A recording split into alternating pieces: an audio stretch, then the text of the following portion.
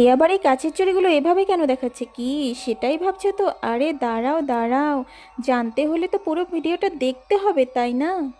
জানো তো, এই চুড়িগুলো শ্রাবণ মাসে পরার জন্য কিনেছিলাম, কিন্তু ওই যে ভেঙে চুড়িগুলো একদম টুকরো টুকরো হয়ে গেছিলো।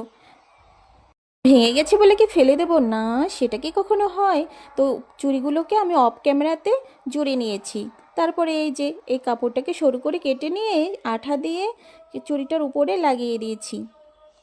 এই তো এভাবে আমি দুটো চুড়িকেই লাগিয়ে দিয়েছি।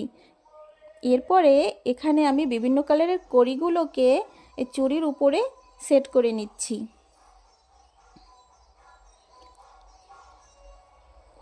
এই তো দেখো, এবার আমি এখানে এই সুতোটাকে, ব্লু কালারের সুতোটাকে এখানে পেঁচিয়ে নিচ্ছি।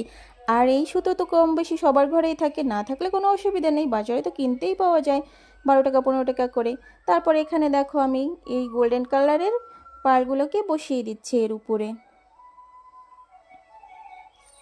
এই তো, কি এবার বোঝার কোনো উপায় আছে? এই সেই পুরনো চুড়ি। হুম হুম, কেমন হলো বলো? তো আজকের মতো আমি কিন্তু আসলাম। আর এই যে দাঁড়াও দাঁড়াও, তোমরা কোথায় যাচ্ছ? তোমরা চলে গেলে তো হবে না, নতুন এরকম আরও ভিডিও দেখতে তো সাথে থাকতে হবে। তো আজকের ভিডিওটা এই পর্যন্ত, ধন্যবাদ সবাইকে।